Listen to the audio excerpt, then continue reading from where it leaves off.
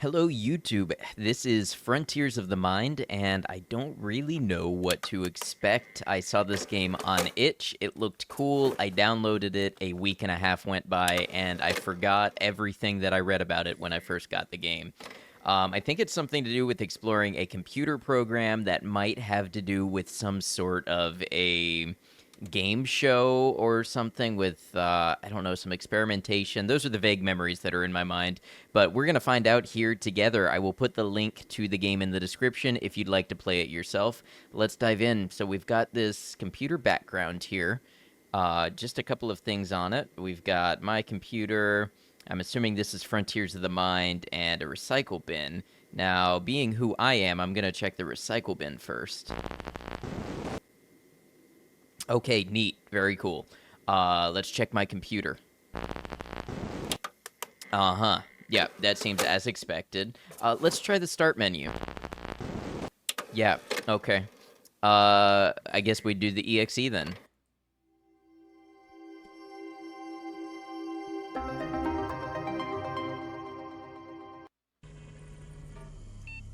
A study on the Maze Masters experiments.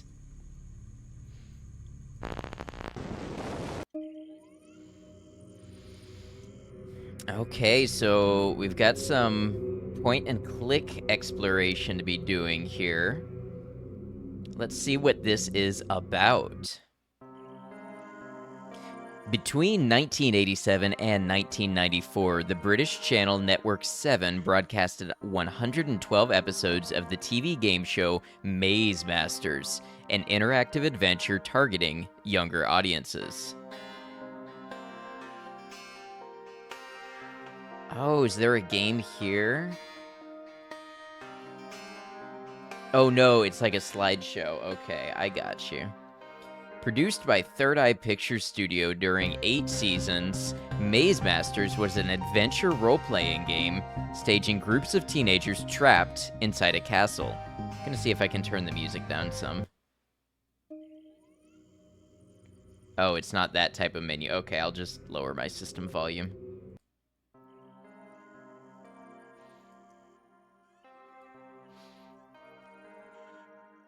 The music is great, though. Bertram, the dungeon master, selected the adventurer who would put on a helmet which partially blinded them. In theory, this contestant could only see their own feet and nothing of the world around. Their 3 companions helped them from afar.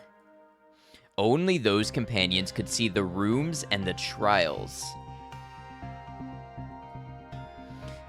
Every episode followed the same pattern, although the riddles and settings could change. Only some parts of the show were aired. The different sections of this CD-ROM explore the format and the backstage of the show. The idea is to shed a new light on the strange events which have been revealed afterwards. The names and last names of all the persons involved were changed and their faces digitally transformed. Oh, there's a volume. Okay, that doesn't work. 5 years after the end of the show, the truth about the mystery surrounding Third Eye Pictures' activities has not yet been verified with certainty. Therefore, we wish to protect the anonymity of the persons involved.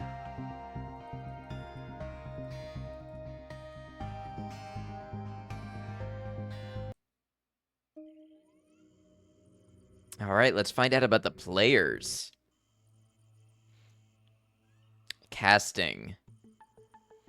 The children chosen to take part in the show were selected according to a particular process. First, they had to send a cover letter to the production, and to give a certain number of details, such as their school reports, their hobbies, and the sports they practiced, along with all their food intolerances or medical treatments.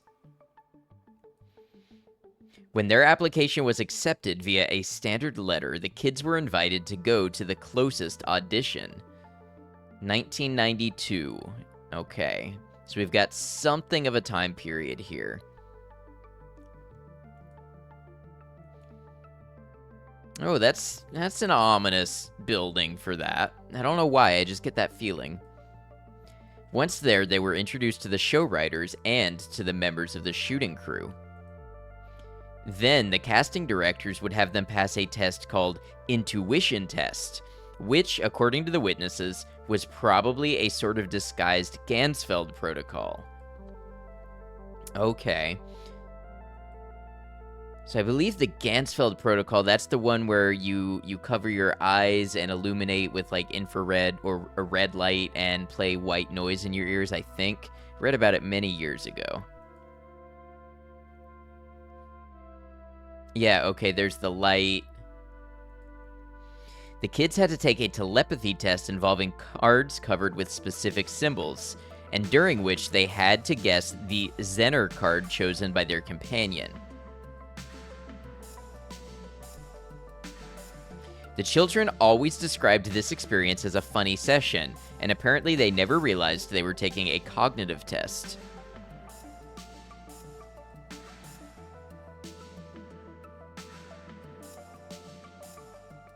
Okay, there's definitely a hidden frame in there.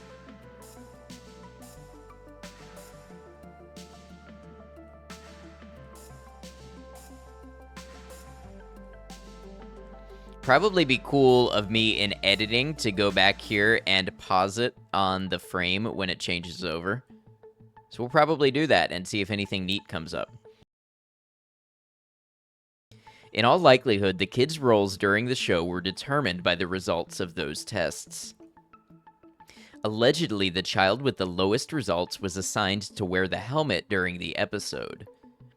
Therefore, the choice made by the Dungeon Master was not arbitrary. It had been planned long before. Another one of those. A few days later, the kids would receive a phone call telling them if they were selected or not. Interesting that the help menu pulls up that scene. Okay, let's check out the Dungeon Master. Bertram was a main figure in this adventure. He was both a companion and a potential threat. His objective was to help the players when they needed assistance, and to make their journey harder if they sailed through the challenges. He knew by heart all the rules of the game, and he had access to the solutions of all the riddles of the castle. As the Dungeon Master, Bertram controlled the game's rhythm. In case of conflict, he was the only judge entitled to decide. However, several members of the studio asserted that he was wearing an earpiece during the shootings. Bertram is an iconic character of the show, and he left his mark on a whole generation of young viewers. Although the investigation revealed that he knew nothing about Third Eye Pictures' doings, Bertram got himself noticed for other reasons. Several letters of complaint were sent to Network 7's headquarters, reporting the fainting fits, migraines, and headaches affecting some children. Those incidents mostly happened when the actor would perform the Bertram stare during the final shot of the episodes. This stare was described by young viewers as hypnotical and terrifying. Several adults reported having similar reactions while watching those sequences. The Dungeon Master is the only character who was never replaced during the 8 seasons of the show.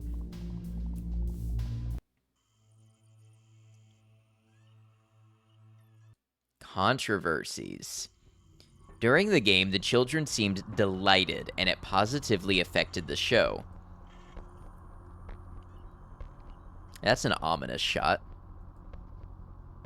The audience ratings were among the best of the channel, and the show even won several prizes, thanks notably to the wonderful work of the writers' crew and of the artists in charge of the show's artistic direction.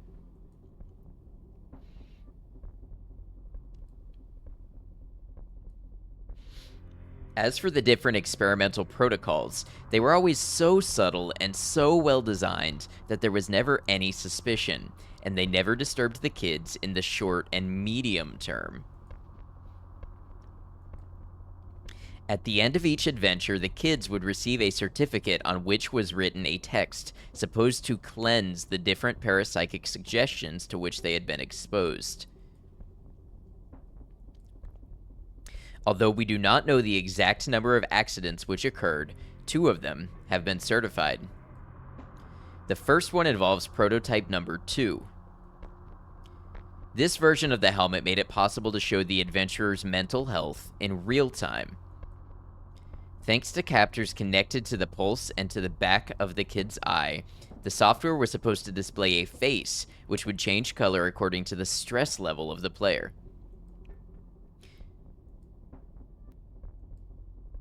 During one episode, the face suddenly turned into something gruesome, the skin peeling off on its own until there was nothing left but a sinister skull. The kid wearing the helmet started to cry uncontrollably, and the episode had to be stopped in order to remove the device from the helmet. The second incident is even more striking, and apparently it was not related to the helmet itself since no particular device had been integrated during this episode. In the course of discussion with the jester, the player suddenly had an important nosebleed beneath the helmet. The so-called nosebleed episode turned out to be the starting point of the problems related to the jester. See the jester incident. Okay, keep that in mind. Jester incident.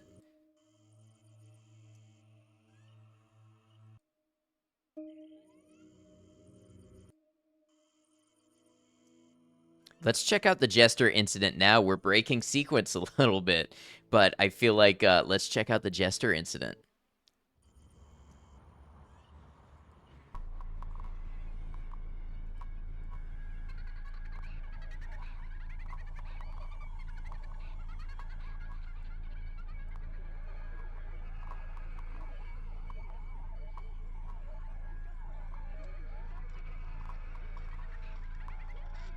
Well, it certainly is a creepy jester.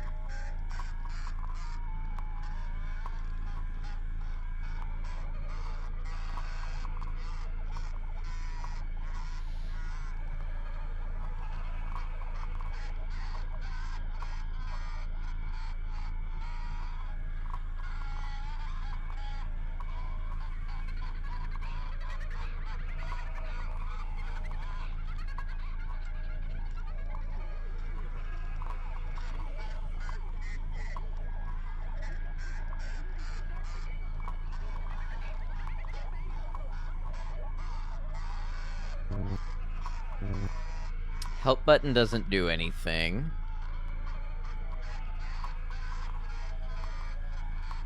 Perhaps this is something we return to later.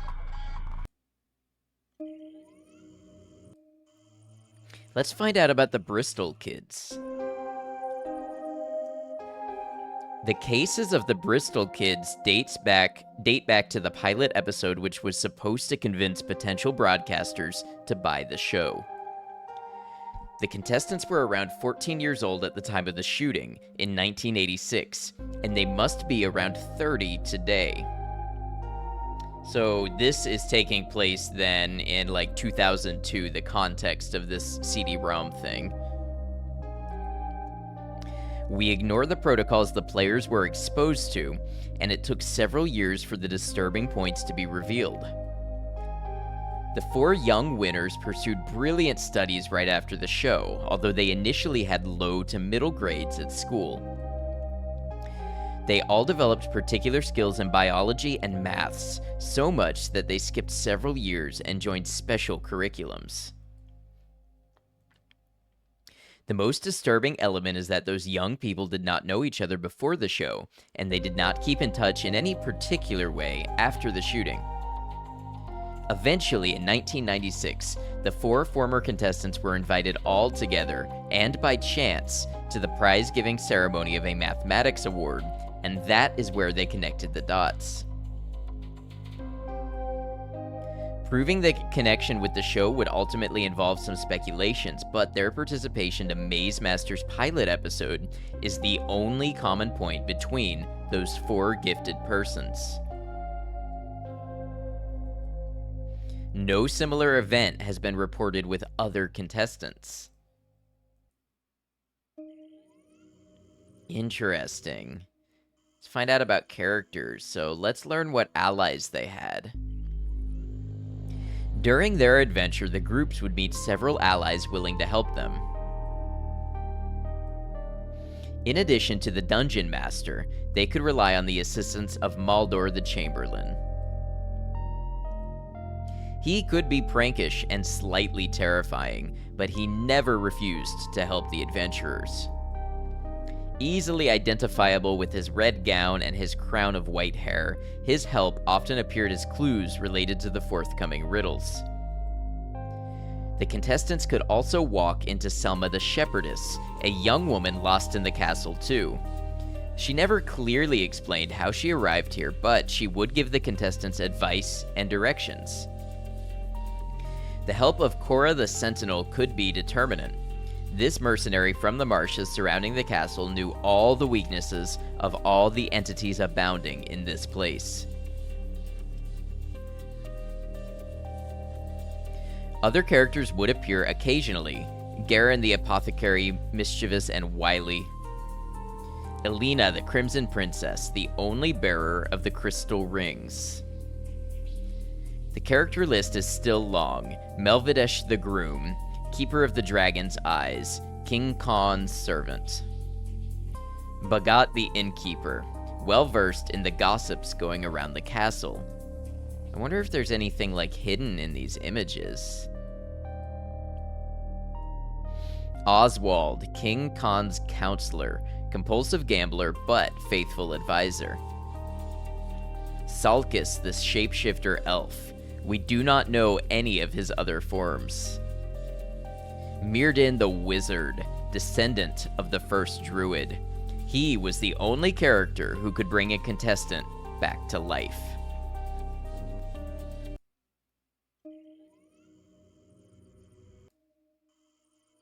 Enemies.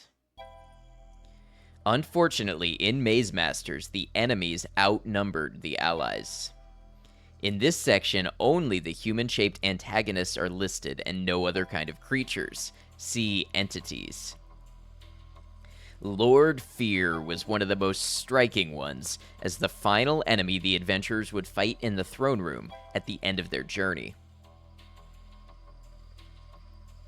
He ruled over several sadistic henchmen blindly serving his dark ambitions. Aside from the Dark Lord, there was Queen Nargal, who could control the main entities of the castle. His faithful servant and counselor was the Jester himself. As from Season 4, new enemies would appear in the show. What's happening?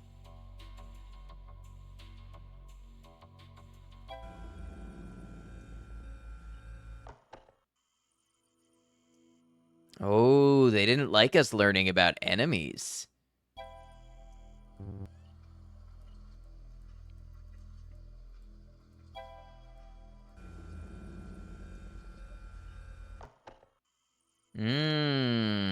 Let's move on, but keep our eye out.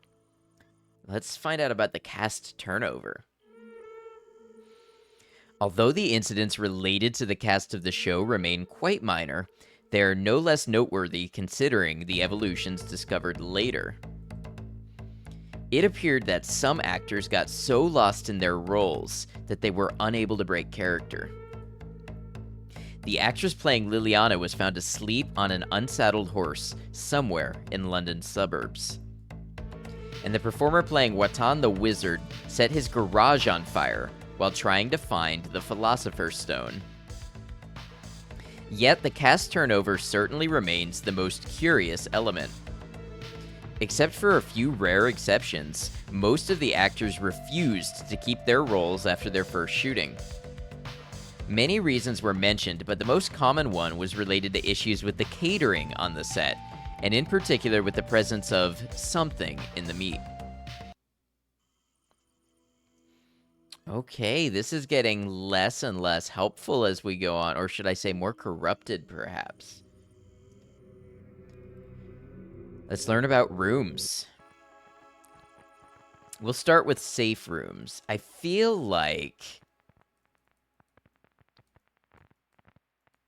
I feel like there's got to be hidden stuff to interact with.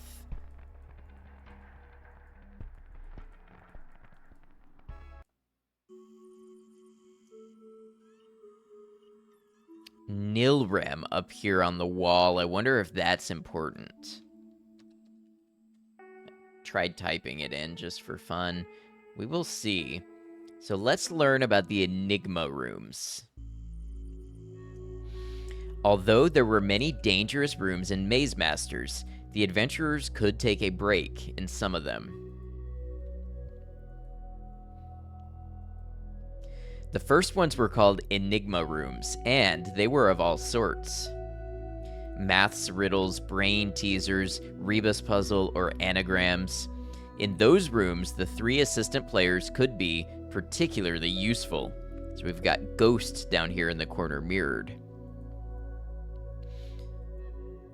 Bertram would only give clues if the team manifested signs of weakness.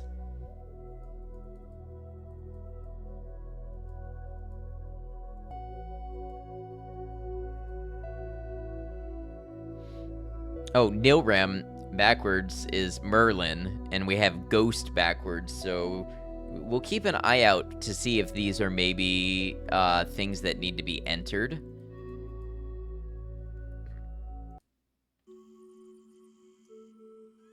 Yeah, Merlin.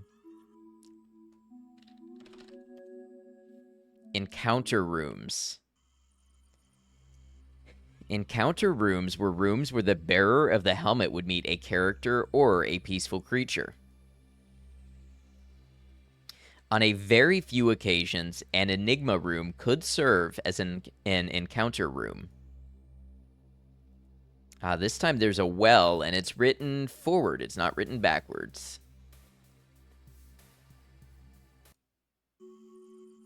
Empty rooms. Empty rooms were statistically very rare, but they could still be found from time to time.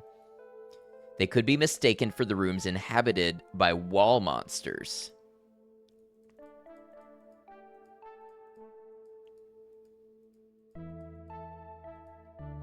Although they could offer a short break, they were neglected by the adventurers who never stayed there for long. Some said they felt uncomfortable in those rooms, while others would explicitly speak of the fear they inspired them. But the most common emotion mentioned by the contestants is that of a feeling of unbearable melancholia. Despite their very young age, the contestants said that they experienced the emotions of an old person on the verge of death. Some of them would feel regrets and remorse related to notions they could not explain. The production eventually stopped using those empty rooms due to the players' negative feedback. However, some of the rooms never ceased to appear in spite of this decision, triggering a wave of panic and confusion among the production crews. Okay, interesting lore here. Healing rooms. Healing rooms were rather rare, but appreciated when they appeared. They gave the adventurers a few precious health points, and without them, some teams would probably have failed. In addition to the rooms, some items from the choice trial could also provide some health points. During the last scene of the adventure, the players could also receive some bonus points according to the number of health points remaining at the end of the journey.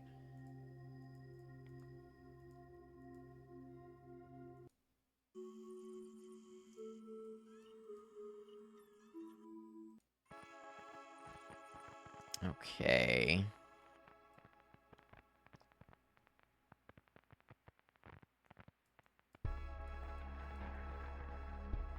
Still convinced there's got to be something to interact with somewhere. But let's dive on and get into the lethal rooms. Bomb rooms. Some rooms contained huge bombs set up by Lord Fear's henchmen.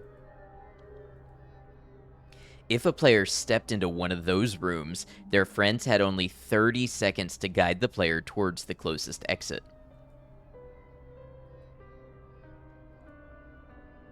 If they could not do it within the allotted time, the bomb exploded and the game was lost.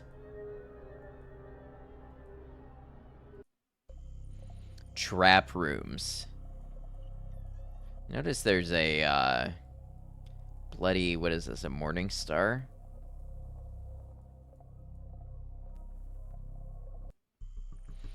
Apart from the bomb rooms, the players could also walk into what was called a trap room. There were different types of them, and, just like the bomb rooms, the player had to follow their friends' indications in order to escape the threats.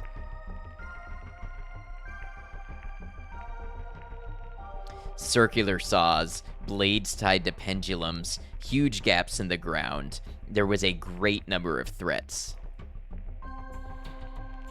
If they failed, the players would lose points. If the number of health points reached 0, the game was over. Notice how this one is labeled shortcut. And that looks like a skull from one of the earlier incidents. Against all odds, no incident was reported in those rooms during the show. Night rooms, night with a K. The night rooms rarely appeared, but they made an impact when they did. The bearer of the helmet had to find a way to cunningly escape the wrath of the enemies. Galahad appeared in one of those rooms. So far, the production crews have asserted that they still ignore how the statue displayed in the headquarters hall had appeared, or what kind of mechanism brought it to life. Even if the contestants' injuries were harmless, this event is one of the reasons behind the show's cancellation.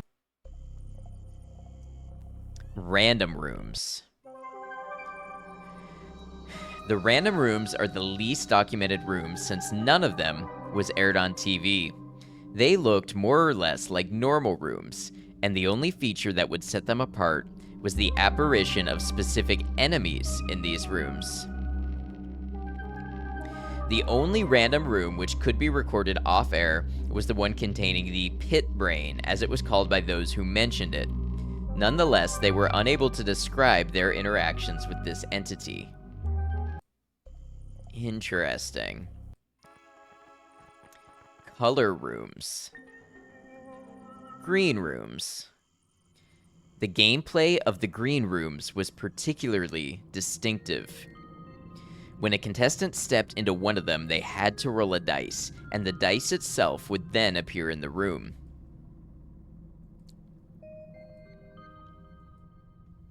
Once the dice rolled, it turned into a kind of portal emerging in the room. It was actually a gate which would take the player to another part of the castle, and the exact location was decided by the dice's result. This mechanism appeared in several episodes. During one episode in Season 3, the portal apparently opened a gateway to a dark and terrifying dimension. This place was systematically called the Dark Place by all the contestants who came back from it. This incident happened twice during Seasons 6 and 8. The feelings described by the contestants express a sudden and frightening existential angst, which would follow them until the last scene of the adventure. See Healing Rooms. The contestant who went to the farthest point into the heart of this dimension found what would seem to be a watchtower. He mentioned a dreadful presence overlooking from the tower, but he remained unable to define it.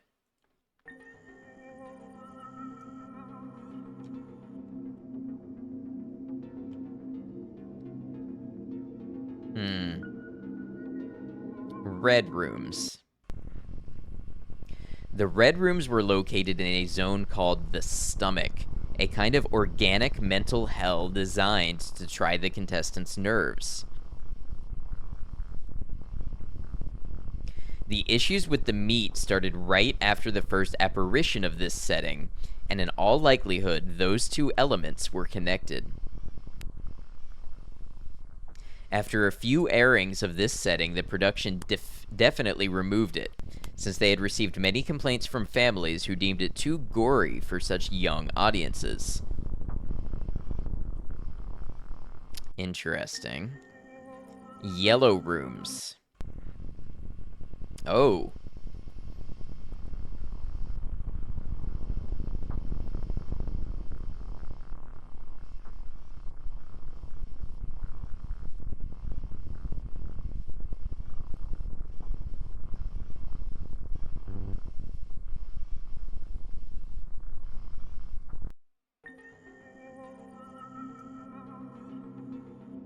Okay, something's up with the yellow rooms. Blue rooms. Up to now, the blue rooms have remained mysterious. Created by Jay as some sort of mental trial which could only be crossed with a substantial mental health, the blue rooms would trigger particular visions related to a dizzying dimension reminiscent of brutalism.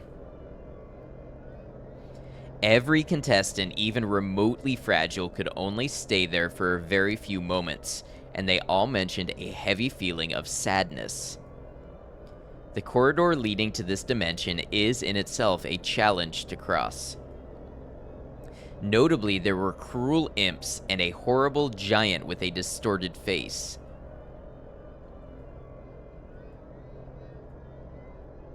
If the contestants managed to avoid them, they could step into the zone.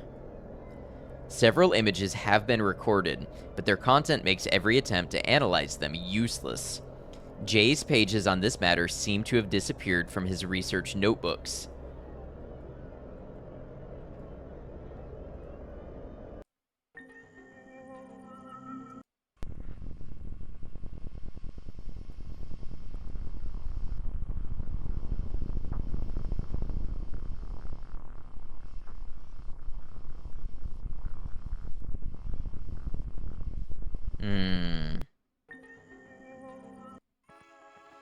Secret rooms. Dark rooms.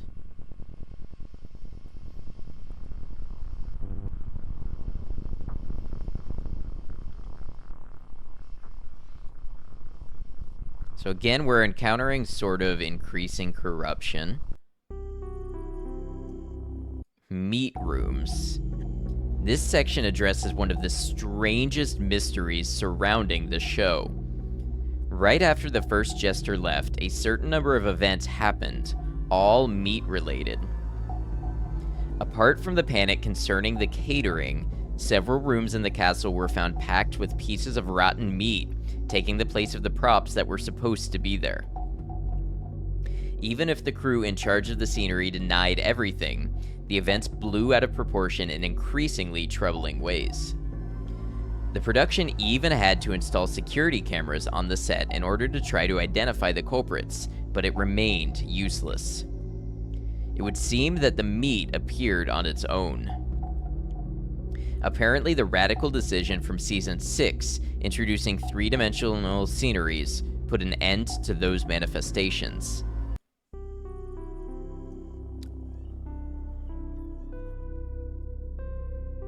Got a key, and the key appears to end in the letter E, maybe. It's got a heart here, and in the background, a couple of cats. I don't know if I'm overanalyzing things, but I feel like the backgrounds are important. But let's check out the aura rooms. The different documents found after Jay went missing prove that he was particularly interested in aura phenomena and the Kirlian effect. A step-by-step description of your...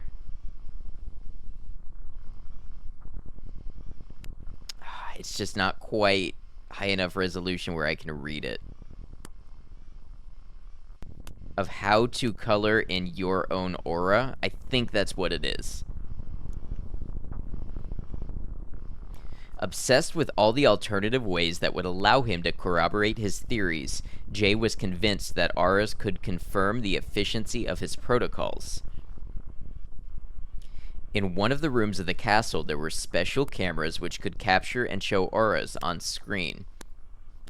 Quite unexpectedly, only the aura of the room itself appeared, but no human presence was recorded by the captor. However, the room seemed to glow with different colors according to the number of health points of the contestants. Since the results were not satisfying enough, the process was quickly dismissed. And last, let's check out well rooms. The well rooms would appear at random. If a well had actually been built especially for the needs of the show, the original prop painted by an artist disappeared from the studio. After this theft, wells started to emerge from the ground in random scenes. Just like the meat apparitions, this issue was stopped by the shift to digital sceneries. The most striking well was the one leading to the purple dimension. See keys. Keys. Okay, so we had noticed a key.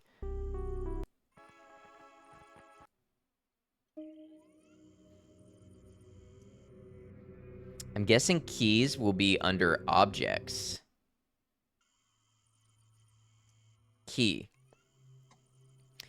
The contestant who would choose the key expressed a longing for freedom and knowledge, a need to unlock a zone in their own mind, or to express their determination to resolve a complex inner conflict. So this sounds like the choice trial that was talked about previously. Apparently, a specific protocol was implemented to the bearers of the helmet who would choose the key. Many among them could access the Land of Dream. The process generally followed these steps. When a contestant chose the key, it triggered the apparition of a special well in one of the nearby rooms. If the contestant decided to step into it, they could access this purple dimension, as Jay would sometimes call it in his notes. In all likelihood, one of those extra-dimensional translocations gave the greatest number of results. The dimension was finally detected thanks to the technology integrated to the helmet number 4. The images show a dominant feature of this pink-purple color, but we ignore if this dimension really adopted those colors or if it was an effect produced by the recording process. After the descent into the well, the contestant would reach a forest. Several explorers of the purple dimension mentioned the apparition of doors which seemed to lead into the darkness. If they stepped through one of those doors, the contestant would be brought back to the initial forest. Huge breathing meatballs would then appear. Okay. Network 7 Studios apparently caught fire right when Jay tried to make a more thorough map of that zone.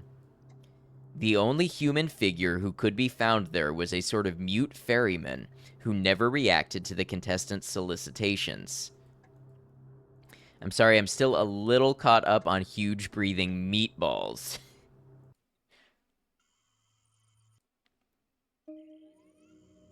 Let's check out the entities.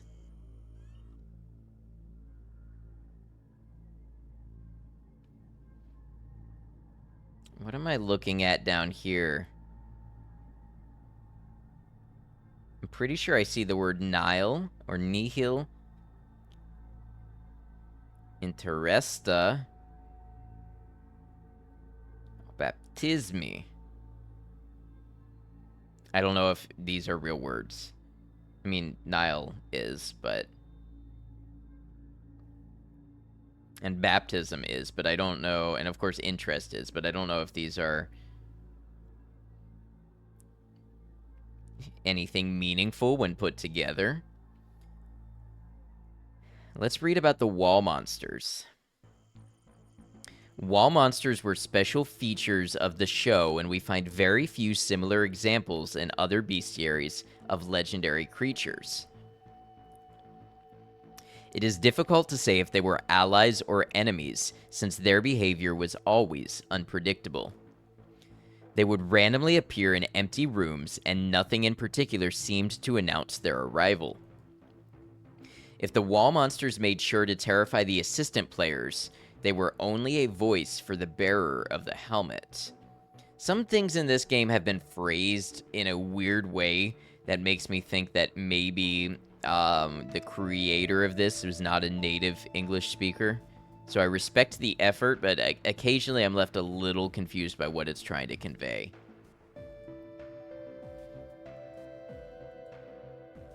Somehow they represented the spirit of the castle. They knew its history, and they had watched the adventures of all the players. When we try to decipher their particular way to communicate, we find in their words a sort of ancient wisdom. Their size and colors revealed how dangerous they could become. However, the production crews asserted they were not to blame for the apparition of a face in the altar room during the Season 4 finale.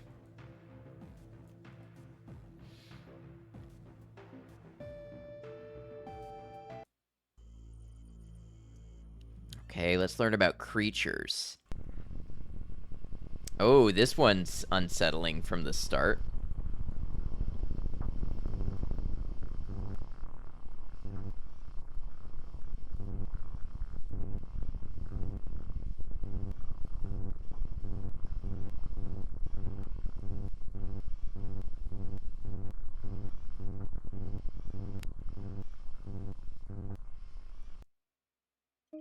Oh, that wasn't what I meant to do. I meant to hit the help button.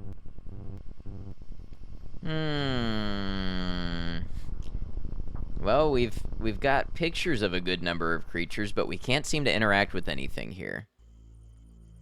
How about anomalies? Are these the breathing meatballs?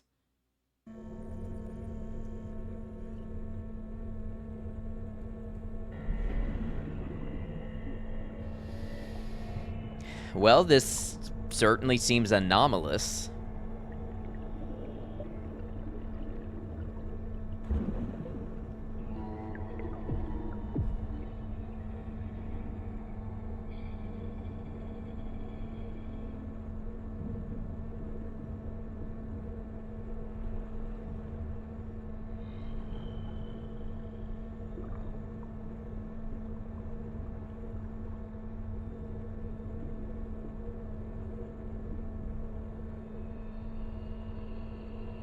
Is that the Hat Man? That looks like the Hat Man.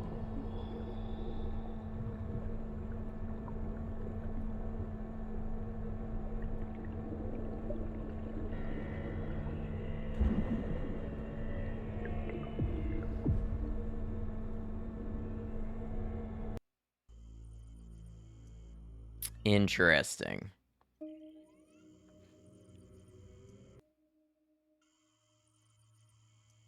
I need some water.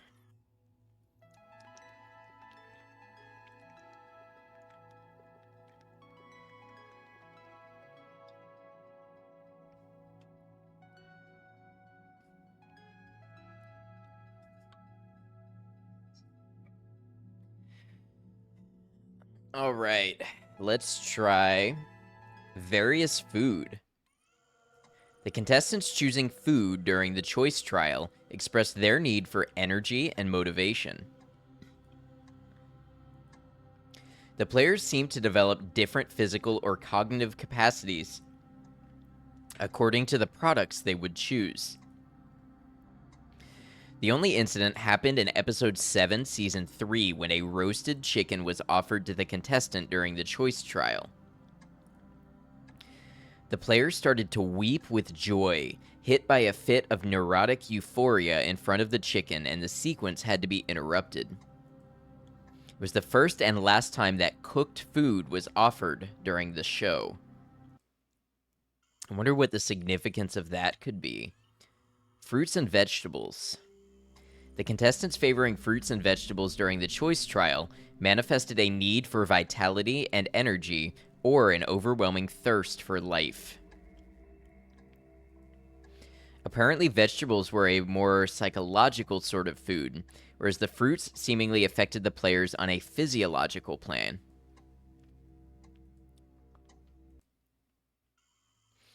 Gold. Each contestant who would choose the gold bar seems to be searching for eternity and inner wealth. Notice the gold is associated with the jester here.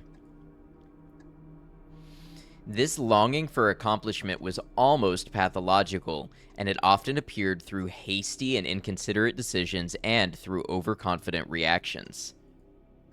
And yet the contestants who would choose gold usually led their team to victory. So we read about the key. What about the pie? The kids who would choose the pie expressed a need to share, or on the contrary, a yearning for acknowledgement. The pies were presented a few times to the contestants, and those who would choose them seemed to be more likely to find themselves in the yellow rooms. The pies in the show were prepared in a nearby bakery which has never accepted to reveal the recipe, a family heritage from generation to generation. Stones. Several precious stones were offered to the contestants. Those who would take them during the choice trial expressed through this decision a need for anchoring or for personal stability. Several stones of colors were submitted during the trials, and apparently the red ones were the stones that would trigger the greatest number of negative reactions among the contestants. Glove. Each contestant who would choose the glove sought a feeling of protection and safety, but also expressed a need for limits. Choosing the glove could be useful to solve the struggles the team could meet, or it could reveal a much more personal need from the bearer of the helmet.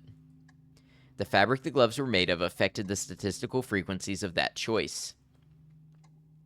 The contestants seemed to prefer the real leather gloves, and they never chose the gloves made of synthetic fibers. Flask. A great number of distinctive flasks were presented to the contestants.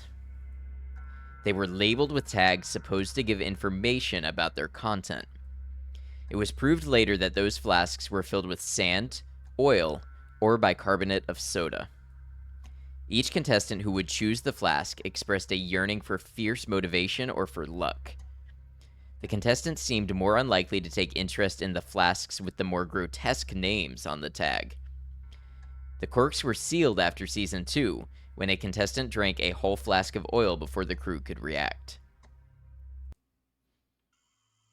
Weapon. Every weapon submitted to the contestant's choice was fake. The players who would choose a weapon were sometimes motivated by a desire for revenge, or by a feeling of depreciation. When there was a weapon on the table, it was systematically chosen. Worried by the message it would deliver, the production eventually decided to considerably reduce their presence, until they were finally completely dismissed, despite Jay's sharp disapproval. So Jay seems to have an ulterior motive, or several ulterior motives here. Symbol. Okay, we don't get to learn about the symbol. How about the bone? All the contestants who would select the bone during the choice trial seemed to be motivated by a need for rebirth, or for a sort of psychological reinvention. Choosing the bone was about accepting your own ending in order to live again. Each contestant selecting this object would often display signs of excitement and a great physical condition, along with a disconcerting ease to move around in spite of the helmet.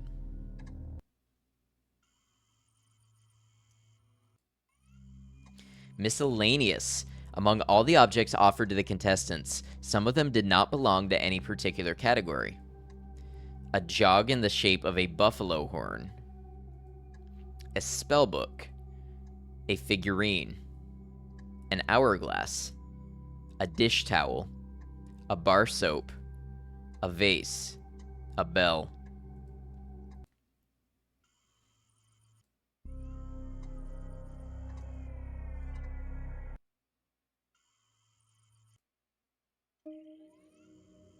Experiments. Helmet. So we don't get to learn about the helmet experiment. This is starting to get into the stuff that I think it was hinting at. Remote viewing. After Jay went missing, It appeared from the different documents which were found that he was particularly interested in experiments related to remote viewing. Jay was captivated by the CIA's research on this matter, and he had consulted the entirety of the research conducted by Russell Targ and Harold Puthoff at Stanford University. Here we've got looks like a book title, Remote Viewers, The Secret History of America's Psychic Spies. Russell Targ, physicist. In his notes, Jay mentions the mysterious Oracle project, and we believe it could be related to Protocol 12. During the last 3 seasons of Maze Masters, the helmet was probably equipped with a device allowing a kind of remote viewing, but no proof of results related to that research has ever been found.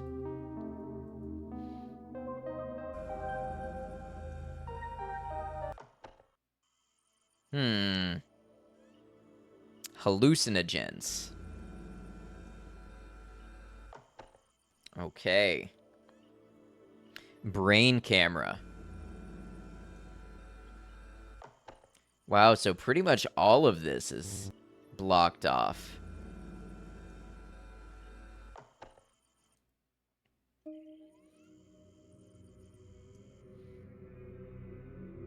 So this is bonus. Or more. Third eye pictures. The information given in this section is, to a certain extent, speculative. It discusses the doings of a certain J Redacted, and the different groups he supervised, the Self Bureau, the Dream Clinic, and, at the time of the events, Third Eye Pictures. J Redacted's scandalous personality and his different aliases, not to mention the eccentric gossips about him, have all blurred entire parts of his biography.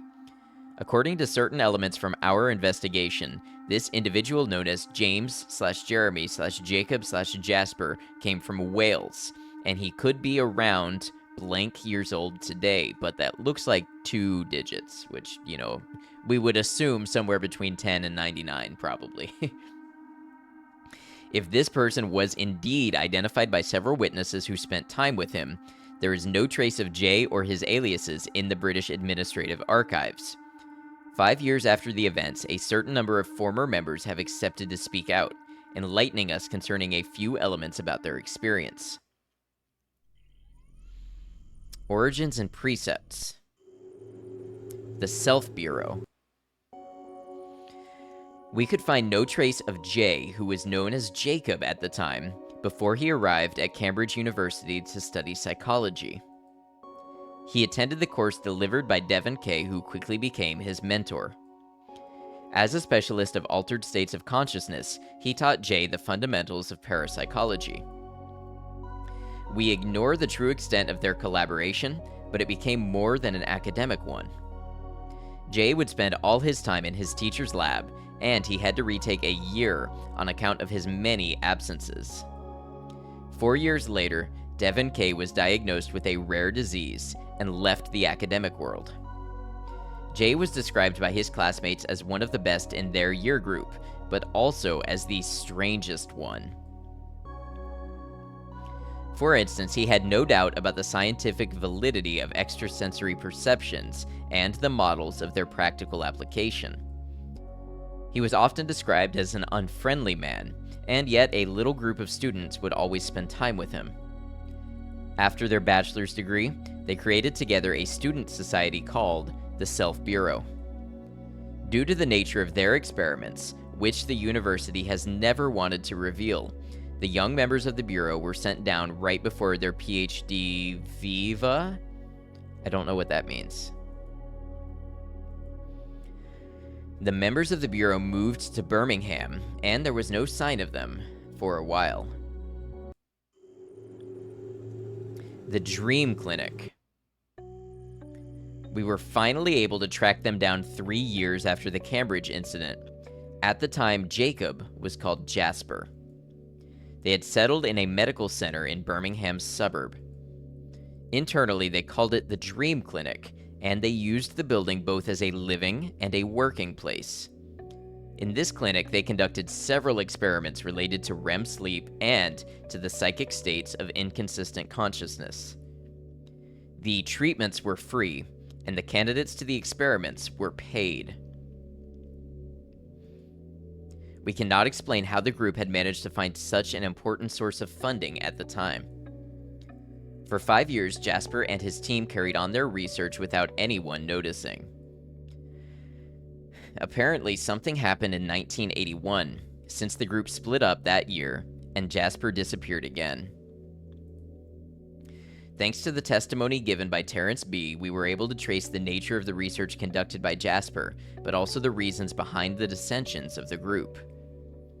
During the first 2 years, the team made a major breakthrough decisive for the forthcoming events. They argued that they had identified a dream dimension containing spatio-persistent places and zones which could be visited.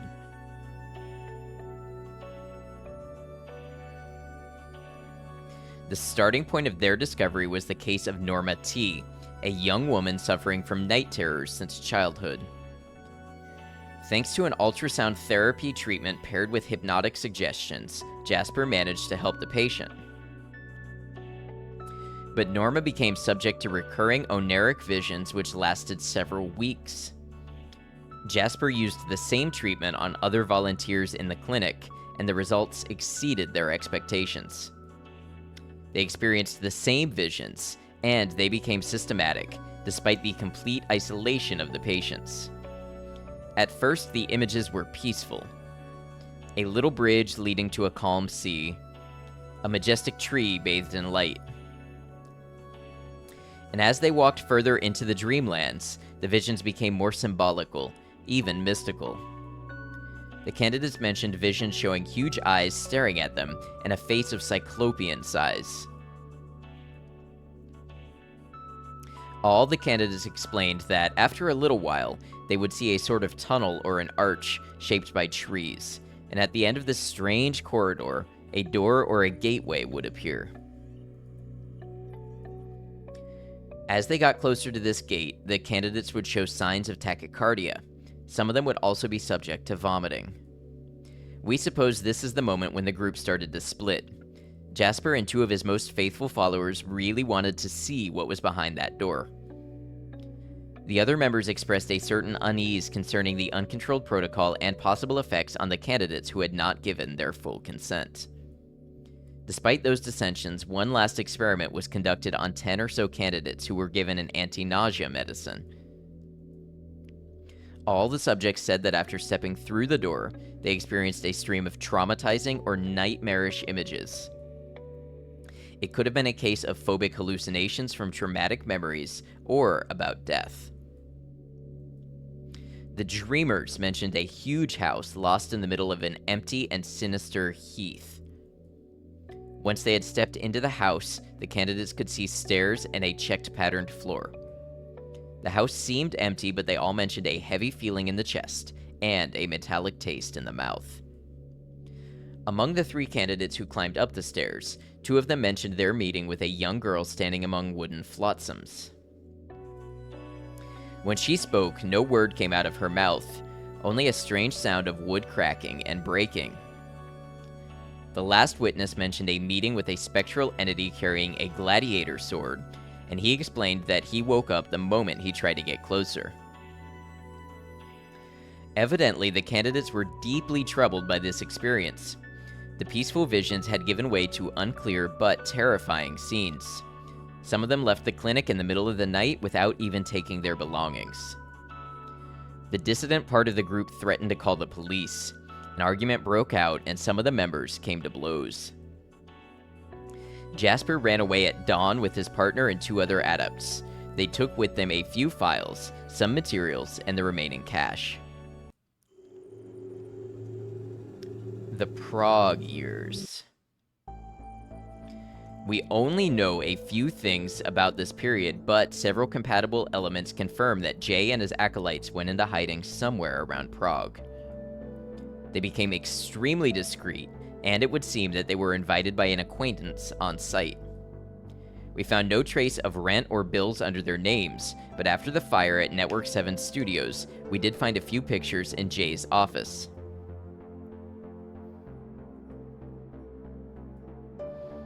They apparently lived in reclusion. However, a great number of parcels was delivered to the address of their living place. The inquiry established that they contained books.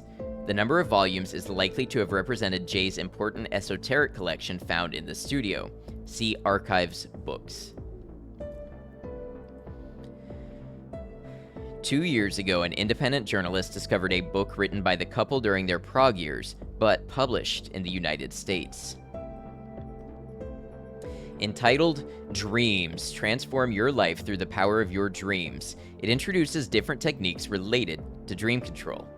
Here are the names of a few chapters. Painting the Imaginary Tree. Taking a Mental Self-Portrait. The Third Eye. Verifying Your Personal Archetypes. Building a House of Dreams. Sketching Dreams. Digging into the Uncommon. Learning to Fly. On the Dream Highway. Posing a Final Question. Building a Dream Temple. Setting your dream self free.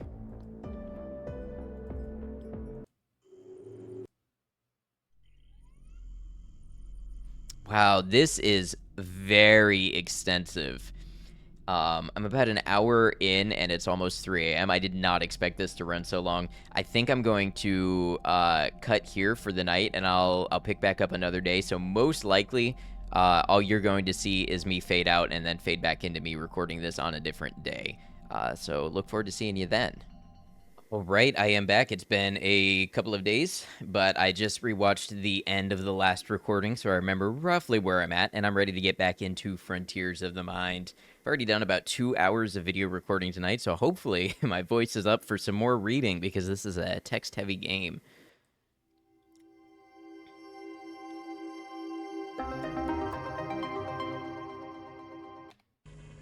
By the way, I also stumbled on the soundtrack for this game on YouTube, and it is really good, so I'll link that as well if you're interested in finding that. Why is this at the top of my screen?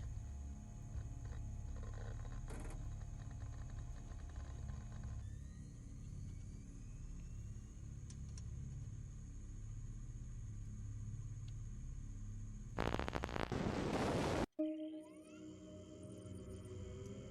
wonder if I have a settings button anywhere.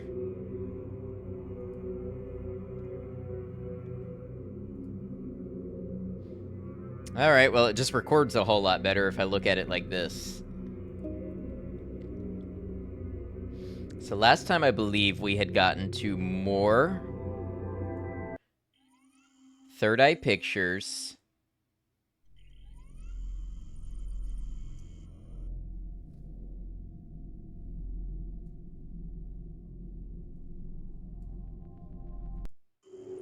And we made it through Origins and Precepts. So now we're on to TV production. Network 7. As soon as he came back to the United Kingdom, Jay put a lot of money in different kids' TV programs on cable channels. Here are a few noteworthy examples. The Cranky's Electronic Comic. Galloping Galaxies. Ghost Train. The Computer Program. I love the name of that one. Alphabet Zoo. The Trapdoor. Terror Towers. Alias the Jester. See, there's the Jester again. Curious if any of these buttons on the remote are interactable.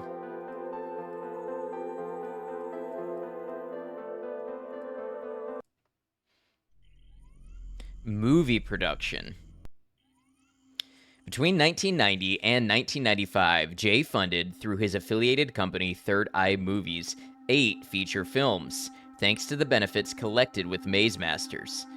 Most of them were immediately released on VHS, and they can no longer be found. Although all of them are horror movies, we can notice in the course of the years a shift towards an increasingly gory and deviant content.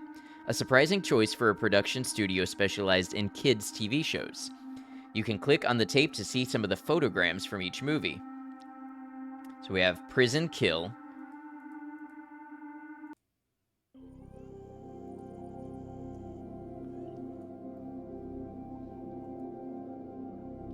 I don't know why I really love the Gatling gun in the guy's arm.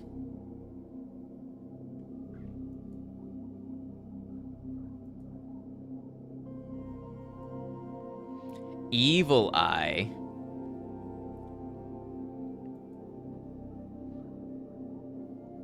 Uh-huh. Oh, it melted him. These are pretty cool shots. Dead Planet. Okay, we got some alien guys and people in jars. Okay. Got a brain in a jar. Wait. This shot was in Prison Kill. As was this. Brain Feast. Ugh, that's a disturbing one.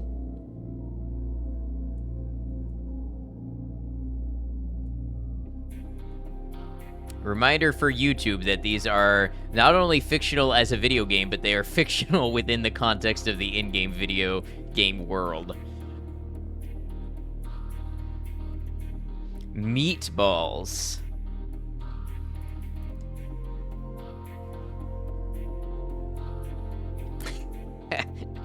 Now that is a killer horror movie villain.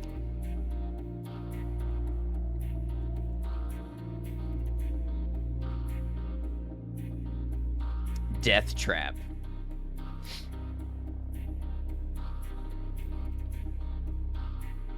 So I'm guessing the idea here is some of these share concepts that are in the Maze Masters game. So I guess the whole thing is that they're all inspired by this alternate dimension or plane of reality that was found. Dark Hole.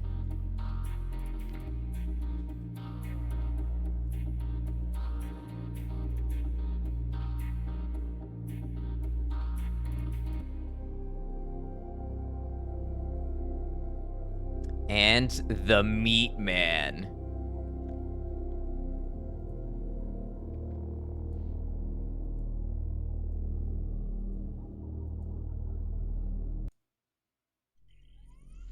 Controversies. Oh, they don't want us clicking that one. Theories. Williams theory. Or that one. Multiverse. Are we not going to be able to click any? Secret Service. Pocket Dimension. Hallucinations. Tulpa theory. Some theories argue that the contestants might have created, without knowing, some sorts of illusory tulpas. Tulpas are entities or realities materializing themselves through one's willpower only.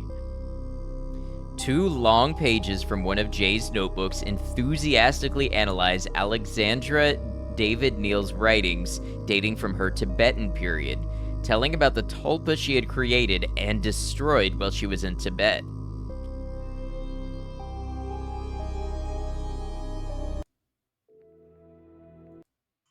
Cult theory. The theory according to which Jay behaved like a guru with the people around him is unfortunately quite solid. From the Self Bureau to Third Eye Pictures, he never stopped pursuing parascientific goals colored with New Age nuances. Almost all of his adepts refused to talk to us. Most of them seemed to be fearing for their life. It can be noted that today, Jay is still somewhere outside, and it could explain their reluctance to speak out. Among all the research undertaken by Jay, none of them stray from this burning need to seek a door beyond the frontiers of the mind and to stretch the limits of perception.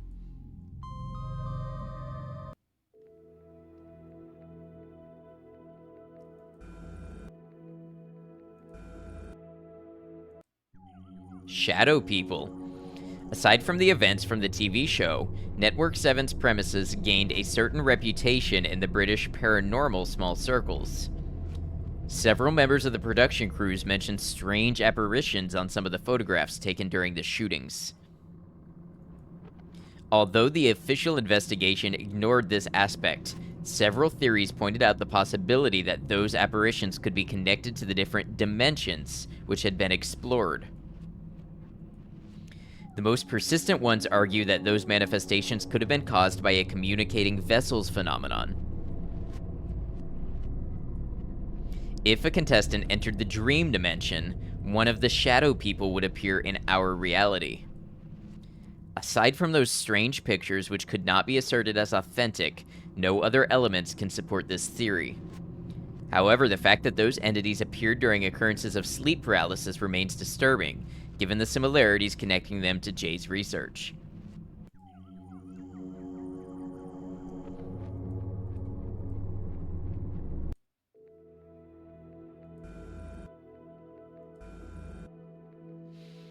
So overall, the ones that we couldn't get into were Williams theory, multiverse, Secret Service, pocket dimension, hallucinations, cover-up theory, mind control, dream world, and indigo children. I feel like those should be my tags on YouTube. Let's get into the archives. Photographs. Oh, that's not what I clicked.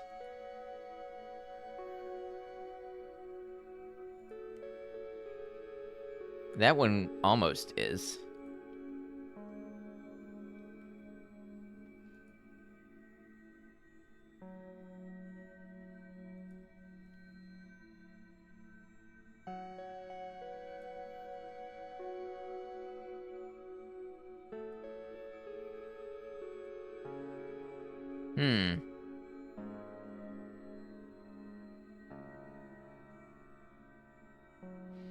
I'm looking to see if anything stands out from what I can see here, but not really. Books. The books listed below were all found by the firemen in Jay's office. They are parts of the rare documents which survived the fire at the studio. The pseudoscientific content of most of these books questions the deontological soundness of those experiments. You can see the covers of these books along with the potential notes written in their pages by clicking on each cover. So we have spirit releasement therapy, regression therapy, present life recall, birth regression, past lives therapy, recovery of soul-mind fragmentation, spirit releasement therapy, remote spirit releasement therapy, and treatment of the demonic. Spirit possession syndrome is highlighted. The Sphinx and the Rainbow. And of time as a river, of biological clocks encounters, of psychological bricks and mortar.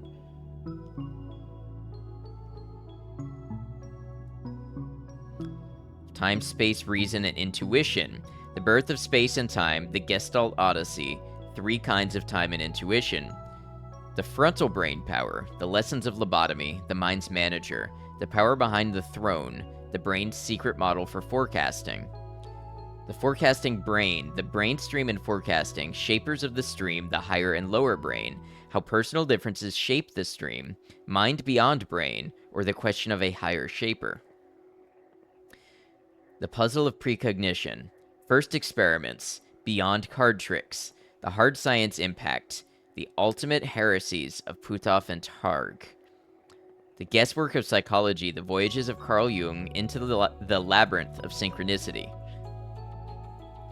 The problems of information transmission, contact between worlds, and free will versus determinism. So this is under the holographic mind. And the end of the rainbow. Master Guide to Psychism. Participation is the key to psychic demonstration. Materialization seances, card reading. The reality of human auras. Protection through the aura. So we know auras are an element. that are in some of the rooms. Indications of death by aura. Life, death, and consciousness. Experiences near and after death. Out of the body experiences. A light beyond the half-open door. A strangely terrestrial paradise. The ultimate destination. I'm reading mostly the highlights because this is so dense. L'homme paranormal. Pretend I said that in a really good accent.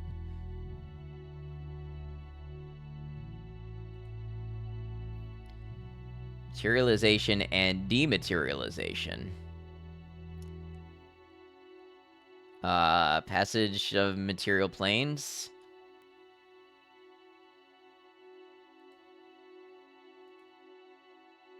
Extrasensory perception.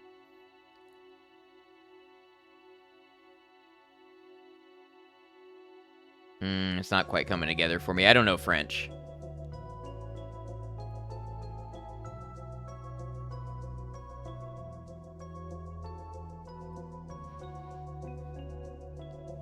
Forbidden knowledge. Hidden forces, things unseen. Faith and fantasy. Exploring the paranormal, perspectives on belief and experience. To be or not to be human. Lysergic acid, pretty sure that's LSD, and transpersonal experience. Paranormal phenomena and the near-death experience. Oh, we just did that one. Guess we're doing it again. ESP. When men and women lose the sense of mystery, life will prove to be a gray and dreary business, only with difficulty to be endured. Harold T. Wilkins, author of Strange Mysteries of Time and Space. Mystery of ESP. Science and ESP do opposites attract. Tricks of the unconscious. Out of body or out of mind. Psychokinesis, may the force be with you. And then I believe this is a picture of a Ganzfeld experiment. Specializations of the left and right hemispheres. ESP and energy.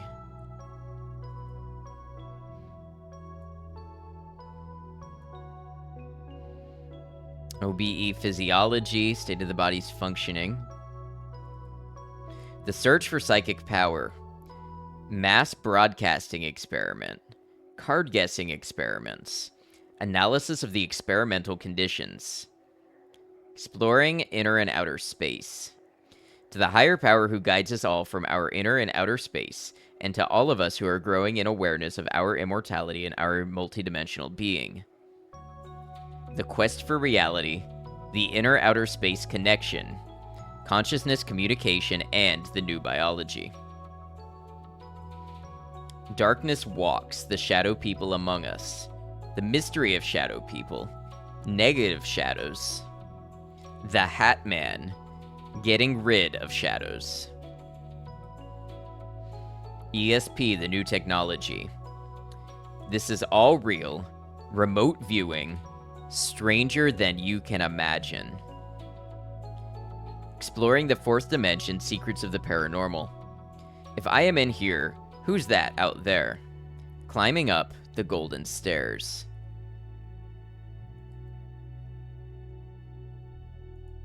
The sacred and the psychic, parapsychology and Christian theology. Psychokinesis, poltergeist manifestations, and demonic possession. A theoretical interlude, the collective unconscious, and a psychic universe. Mediums, the unconscious, or life beyond. The super ESP theory. We've got some other interesting things here. Apparitions in the resurrection of Jesus. Reincarnation, eschatology, theology, and parapsychology. Explaining the unexplained, mysteries of the paranormal. That looks like that System of a Down album cover.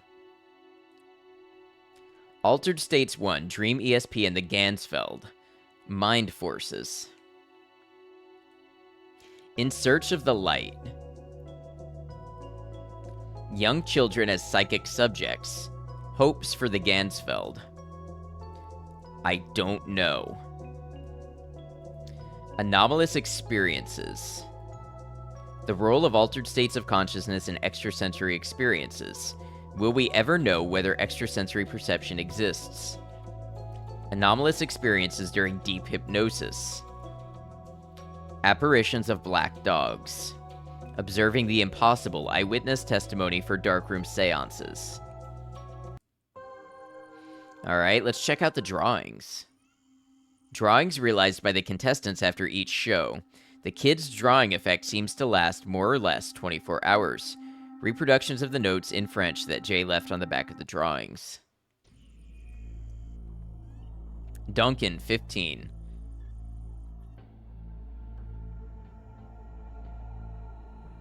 So I'm pretty sure that says green and red, so that's a test aura.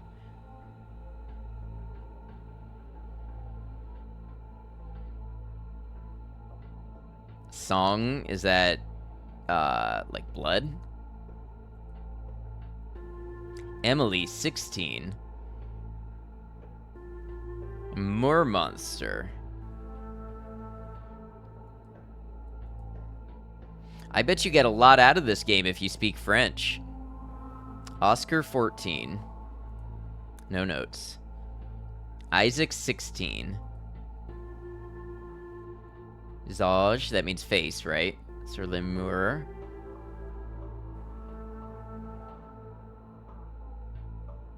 Oh, is mur wall? Because that would make sense. Mur monster, wall monster, and then this one is saying face in the wall. Mur monster, wall monster. Okay, I bet that's what that means. Red entity. Elliot, 14. Jolene, 16. Umber entity. Portal. Christine, 15. Connection. Test protocol. I appreciate them making it, keeping it words that you can kind of sort of guess at. Although, who knows if I'm doing it right or wrong. Steve. I like the way this is spelled. Steve with 3 E's. Yellow creature. Red entity. Alex, 14. Evelyn, 13. Shadow people?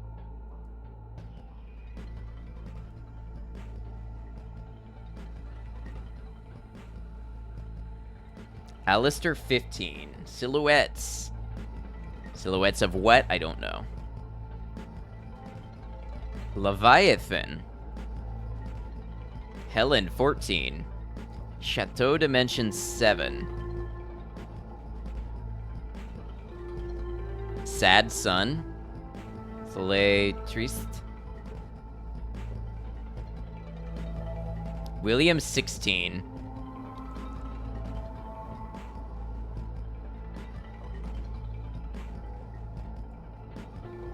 Hieronymus, 15.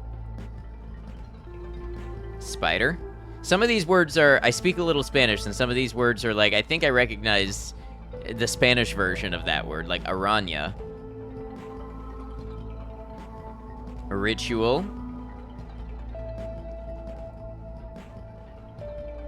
The Jester. Oh, it doesn't like us viewing the Jester.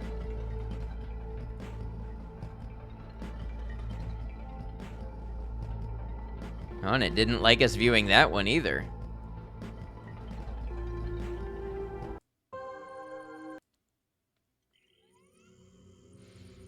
Network 7. Studios. Okay, no studios. Filming crew. No filming crew. History.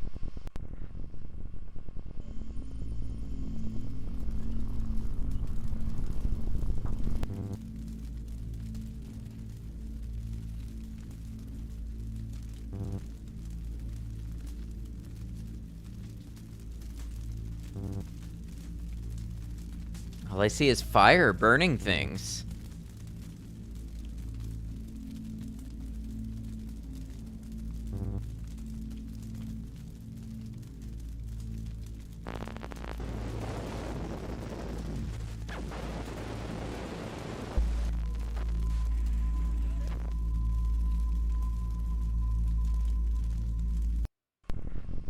Okay. Authors. Nope. Creative teams. Programs. Okay, those were some cool pictures for the quarter second they were on screen. Let's try missing footage.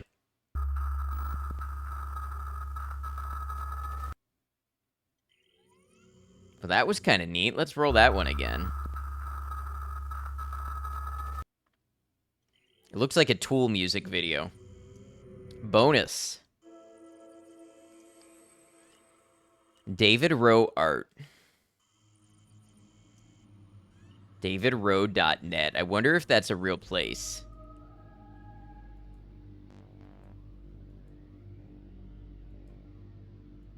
Super cool art. It's very like late 90s 3D render.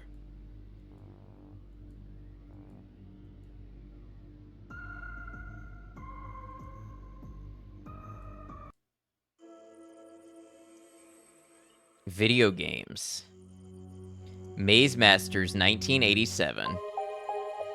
Warning, there is a wall monster here. A guard without mercy. Here is my first. The Titanic sailed from Southampton. True or false? Ha, prepare for your downfall. Warning, there is a wall monster here, a guard without mercy. Take rock.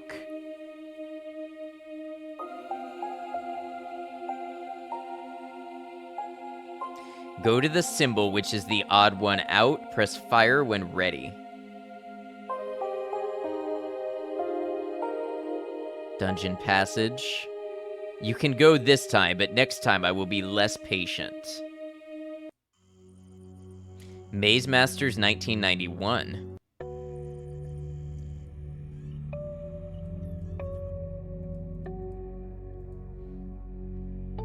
This looks like a cool dungeon crawler. I'd play it.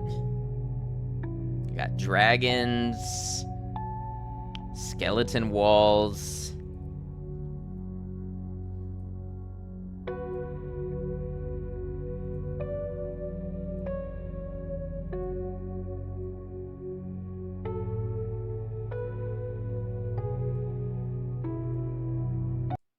And we have one called Gods of the Labyrinth, which is missing a cover art.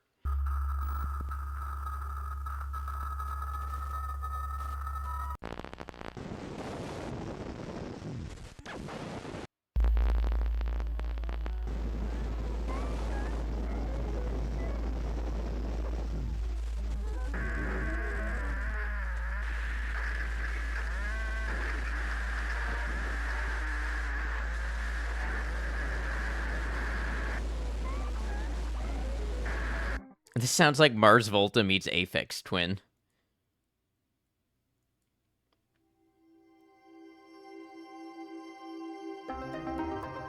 -1 interactive. Cheers to the...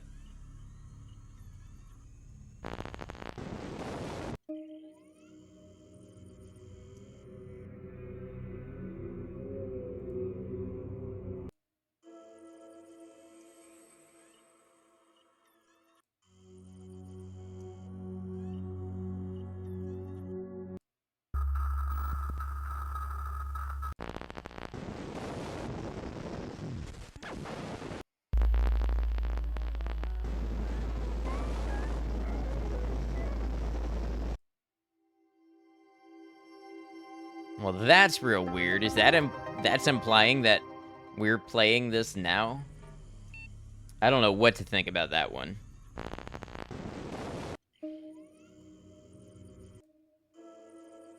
Board game.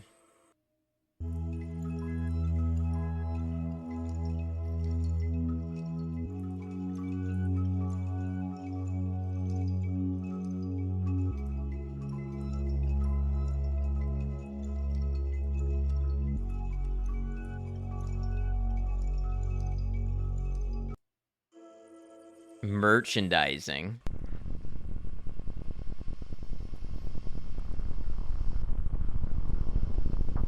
I'd wear a Maze Masters shirt.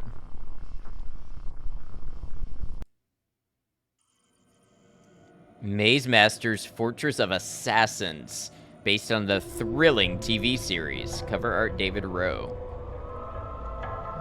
Maze Master's The Forbidden Gate. Maze Master's Lord Fear's Domain, a puzzle book based on the TV series. Cover photograph Network 7. Maze Masters, Can You Beat the Challenge? The Labyrinths of Fear. Bad Dreams. The Maze Monster. Oh, that is cool looking. I like that. Cover art Salvatore Rosa. The Mad Pope. Cover art Francis Bacon. The Cruel God. Cover art William Blake.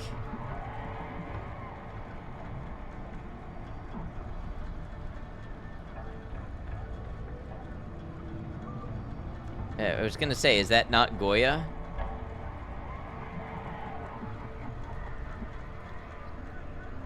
The Brain Eaters, cover art Francisco de Goya. The Demon Flute, Zdzisław Beksiński. Death Machine, H.R. Giger. Okay, so I guess some of these are artists that I wasn't familiar with.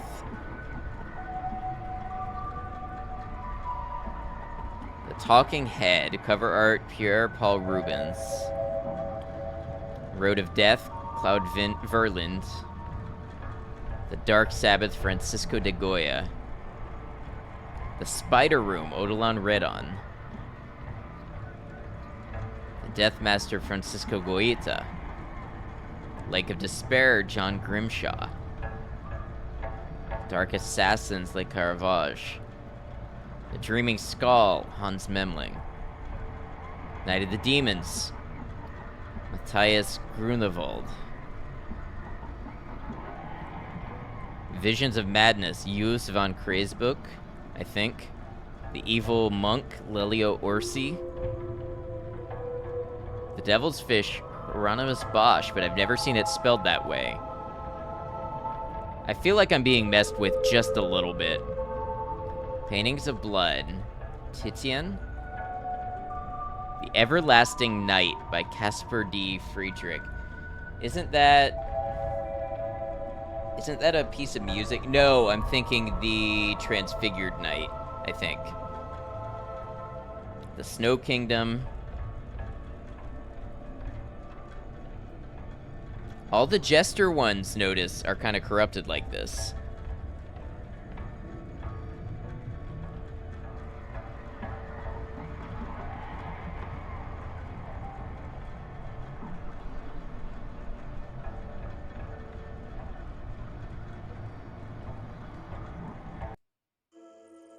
Fan art.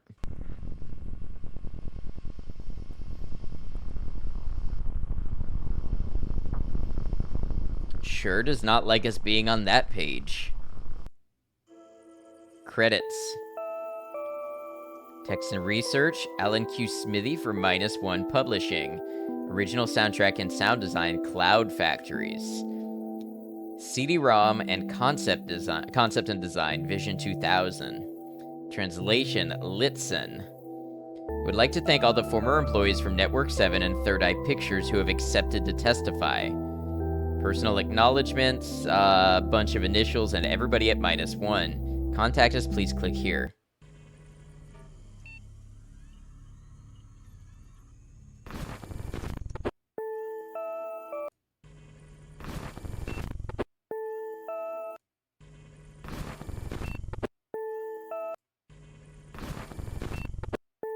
One of these has got to do something.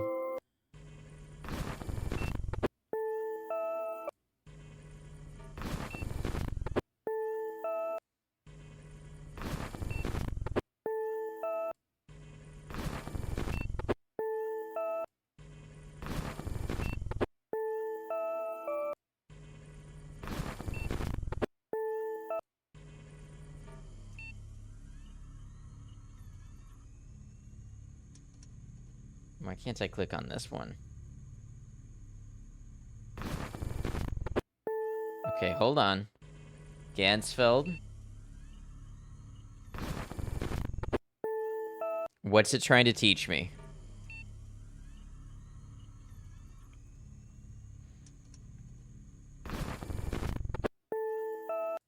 really about to brute force this? I guess I am.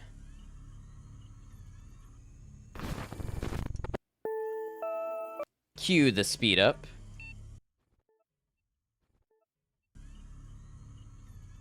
Okay.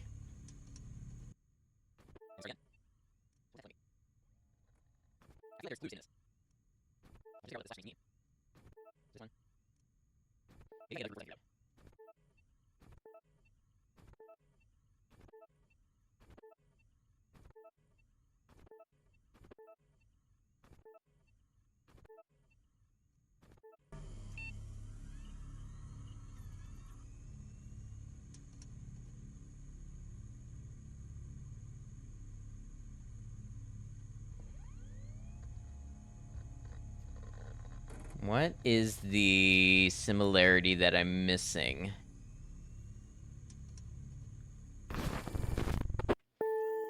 So we know it's Gansfeld, and it shows a closed eye, or the eye, and then we have closed eye lady.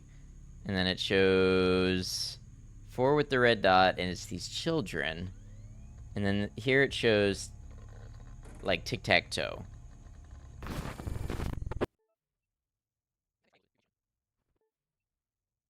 If I have to keep doing this and just speed it up, I will, because I'm curious.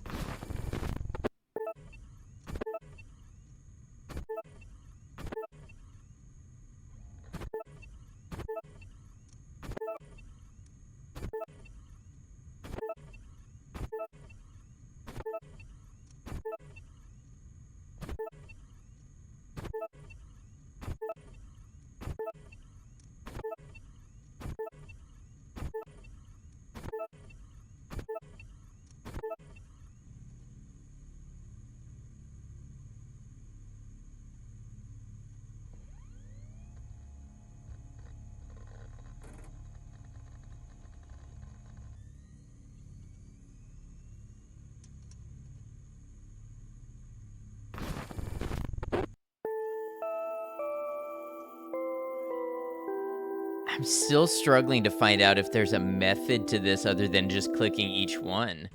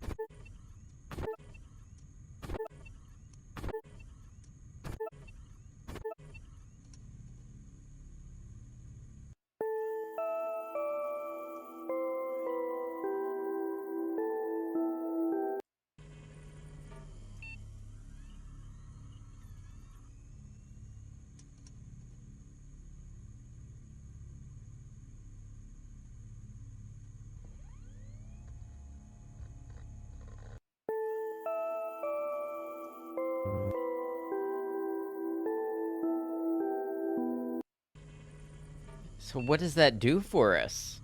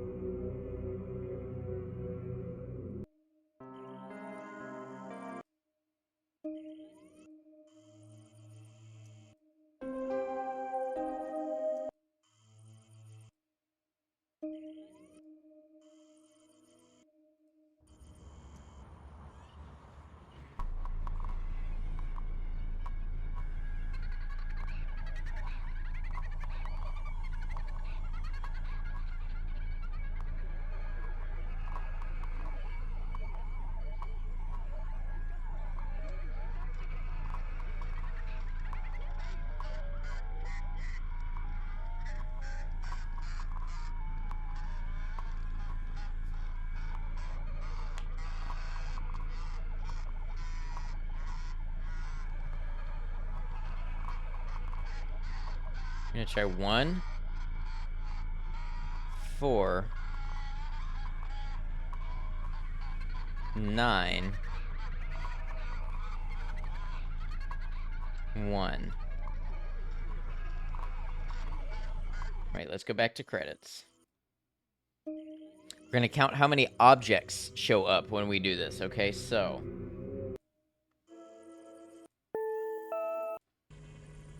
1 eye. 4 of these. 9. 1. 1. That's probably not it.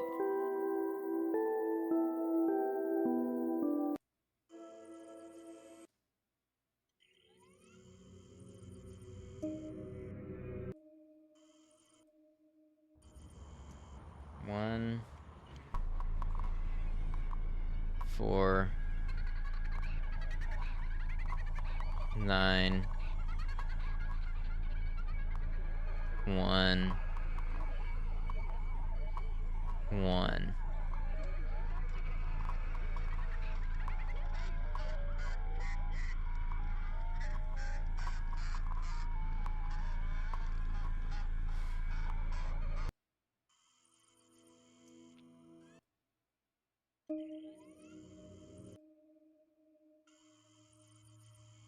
I really think we've checked out everything.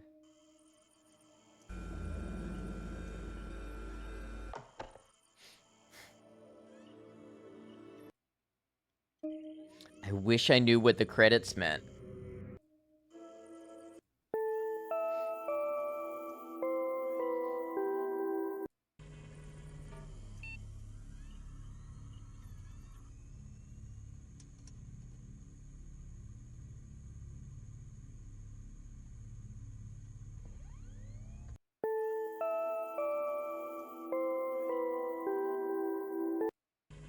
There's something else this would mean?